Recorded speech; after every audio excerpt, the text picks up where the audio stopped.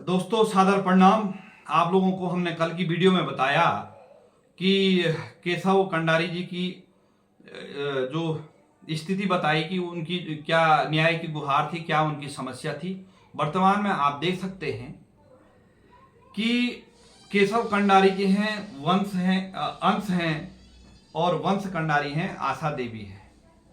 ये इनके दो सुपुत्र हैं और आप जान सकते हैं कि वंश का उम्र जो है 17 साल हो गया है और अंश का उम्र कितना हो गया?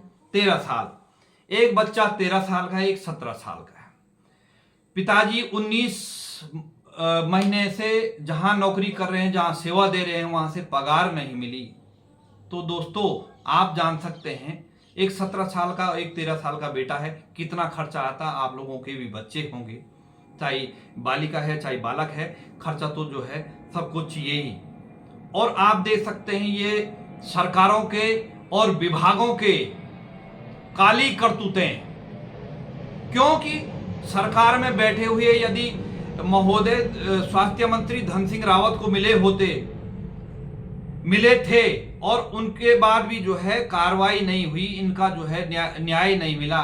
देखिए कितनी बड़ी लेवल की बात है। एक स्वास्थ्य मंत्री, प्रदेश का स्वास्थ्य मंत्री रहा और उनके पास मिलने के बावजूद भी इनको न्याय नहीं मिला। इनको जो है न्याय का तात्पर्य, इनको 19 महीने से पगार नहीं मिली जिस विभाग में ये काम कर रहे हैं।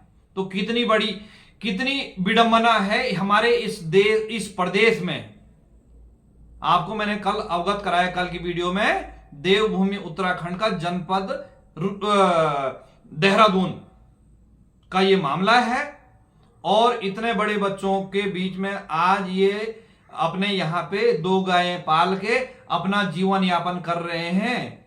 और रात को इसलिए इनकी रात की ड्यूटी है कि दिन में ये अपने गायों का लालन पालन करें, दूध बेचेंगे, इनके लिए घर में भरण पोषण करके फिर अपनी जो है तैनाती, अपनी सेवा देने के लिए चले जाएंगे। और इस सेवा किसको दे रहे हैं? अधिकारियों को और जनप्रतिनिधियों को। कहीं ना कहीं जब एक स्वास्थ्य मंत्री ने जो है आदेश किया और उसके बाद कार्रवाई नहीं होती। भाई साहब स्वास्थ्य मंत्री के पास कब गए थे आप? ये मैं गया था जी।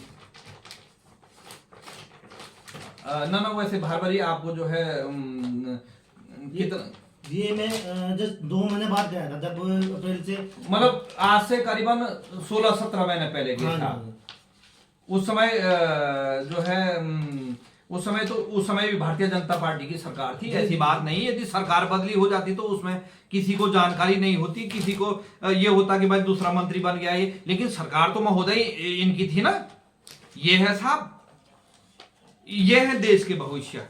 जब एक छोटी सी बात है दोस्तों, जब इन बच्चों 17 साल के बच्चे के पिताजी के साथ ऐसा व्यवहार होगा तो ये क्या, इस बच्चे के दिलो दिमाग में क्या प्रभाव पड़ेगा आप भली भांति जान सकते हैं। आपने कई पूर्व जो है फिल्में देखी होगी, जैसे कहीं पे जो है कोई फिर न्याय नहीं मिलता तो वो फिर जो है जज बनता है।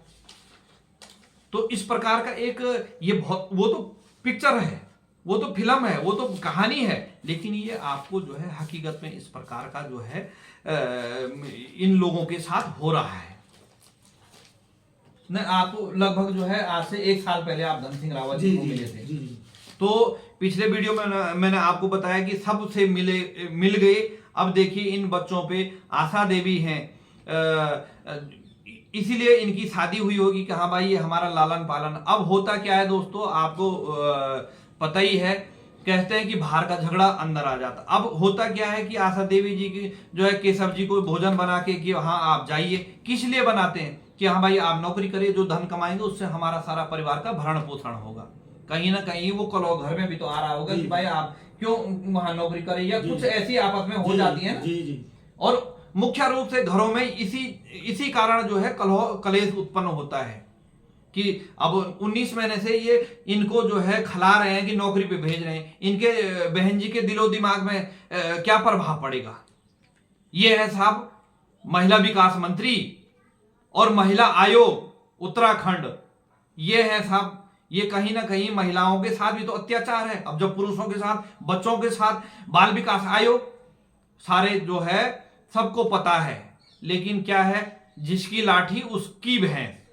ये है दोस्तों। और इस वीडियो बनाने का मुख्य मकसद ये था कि कोई सोचेगा यार बच्चे छोटे होंगे तो उतना खर्चा हो। देखो दोस्तों, आप जान सकते हैं कि 17 साल और 13 साल के बच्चे का कितना खर्चा होता है। ये जब भी स्कूल जाते हो तो क्या इनके मनोभाव में उस विद्यालय में पढ़ते हुए आता नहीं होगी क्या हमारे पापा जी को तो फ्री की नौकरी कर रहे हैं।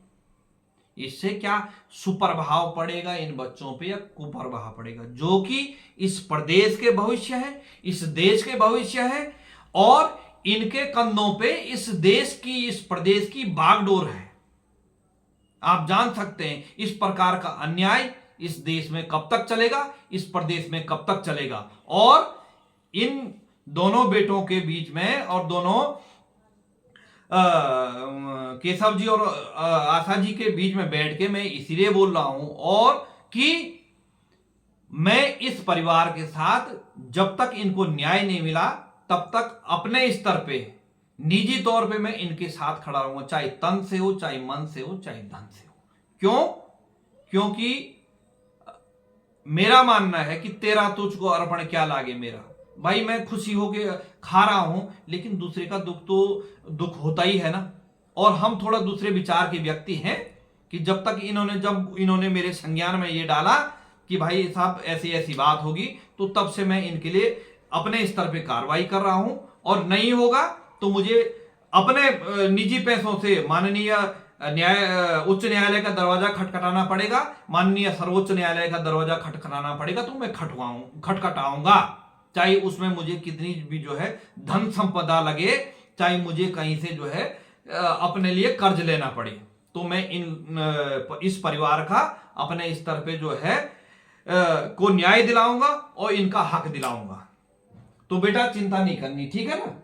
आपके साथ जितने भी दर्शक देख रहे हैं सारे आप लोगों के साथ हैं, ठीक है ना। और अपनी पढ़ाई करनी है। इस देश की, इस प्रदेश की स्थिति हम जैसे और आप जैसे और हमारे जो दर्शक देख रहे हैं उन जैसे इस देश और इस प्रदेश की स्थिति को ठीक करने का प्रयास करेंगे अपने स्तर पे। हम ये नहीं कह रहे किसी को अभद्र बोलना है, किसी को झगड़ा करना है, किसी को लाठीचार्ज, कोई वैसा नहीं करना है। लेकिन जब चुनाव आते हैं और जब ऐसे इस प्रकार की जो वीडियो ज्यादा से ज्यादा शेयर करनी पड़ेगी, दोस्तों मेरा आपसे नम्र निवेदन है कि एक मानवता के लिए ये इस वीडियो को ज्यादा शेयर करें, जहां से कि जो हमारे केंद्रीय मंत्री हैं भारतीय जनता पार्टी के डबल इंजन के, उन तक भी ये जाए कि इस प्रदेश में क्या हो रहा है। वो तो भारा के लिपापोती तो चली जाती साहब, देहरादून में आ गए तो वहां कूड़ा छुपा करके या चूना गेरू लगा करके ठीक हो गया, या कहीं उत्तराखंड के किसी भी जिले में जाए तो वहां लिपा, बोला भाई यहाँ तो बढ़िया चल रहा। लेकिन आंतरिक स्थिति,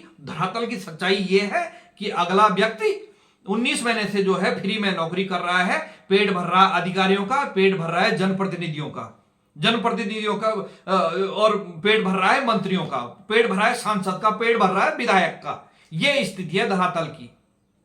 और हम आपके साथ फिर कह रहे हैं कि आपके साथ भाई साहब हम जो है हर दम खड़े हैं। जब भी आपको कोई समस्या होगी तो यथाशीघ्र आप मुझे कॉल करें। और एक बार अपना नंबर बता दीजिए भाई साहब, फोन नंबर। आप लोगों के कई लोग ये होता है कि यार कोई ऐसा हो वो आपकी धरातल की सच्चाई जान पाए कि केशव जी के साथ ये हो रहा है। आप अपना मोबाइल नंबर जो है बताने की कृपा कीजिएगा। मेरा मोबाइल नंबर है 9837825988। एक बार फिर बोलिए, 9837825988। जी दोस्तों, हम डिस्क्रिप्शन में भी इनका नंबर डाल देंगे। और आप अपने स्तर पे ज्यादा से ज्यादा जनप्रतिनिधि हो, ज्यादा से ज्यादा कोई हमारे अधिवक्ता महोदय हैं, कई समाज सेवी अधिवक्ता भी हैं, तो आप यदि चाहते हैं कि, क्योंकि आप जानते हैं एक आम व्यक्ति के पास उतनी आर्थिक स्थिति, जिस आर्थिक स्थिति से उन्होंने ठीक होना वहां से तो उनको मिल ही नहीं रहा है, कहां से उनकी आर्थिक स्थिति ठीक होगी। यह है दोस्तों। और इस वीडियो बनाने का यही तात्पर्य है कि संपूर्ण परिवार यहां पे है और इतने बड़े बच्चे हैं, कितना खर्चा आएगा आप भली भांति जानते हैं। और ग्रामीण क्षेत्रों में यदि होते तो ये थोड़ा सी वहां पे खर्चे में कमी आती, लेकिन शहरी क्षेत्रों में रह रहे हैं। शहरी क्षेत्रों में भी इसलिए आएगी यहां नौकरी मिलेगी, नौकरी भी इसलिए मिली, ऐसी मिली जिसमें जो है कर्म पूरा करना है, लेकिन उसका जो है श्रेय एक भी कुछ नहीं मिलना। उसके बदले क्या मिलता है, घर में कलह और कलेश। जैसे हमारे पूर्वज कहते थे कि रोटी, जो रोटी बीच से काणी होती थी ना, उसको नहीं खाते थे, उससे बोला काणी नौकरी मिलती। काणी नौकरी का तात्पर्य काम करो और उसकी पगार नहीं मिलती है। और महोदय, यदि आपको न्याय नहीं मिलता है तो मैं जो है यहाँ पे वाहन लेके आऊंगा और इसके बाद हम ये सारे दस्तावेज गोलू महाराज हैं कुमाऊं में, वहां पे चलेंगे जहां कहीं न्याय नहीं मिलता है तो हम उस देव से मांग रहे हैं न्याय। अब हम क्या करें, हम ऐसा तो है नहीं कोई ऐसा कदम, कोई गलत कदम तो नहीं उठाएंगे ना, है ना भाई। इंसानों से नहीं मिला तो उस भगवान से मांगेंगे, और मिला भी है। हमने अपने स्तर पे देखा, मिला भी है दोस्तों, उसका मैं यहाँ पे बयान नहीं कर सकता हूं, लोगों को न्याय भी मिला है। इन्हीं शब्दों के साथ अपनी वाणी को विराम देता हूं। हार्दिक आभार, धन्यवाद। जय बद्री विशाल, सादर प्रणाम।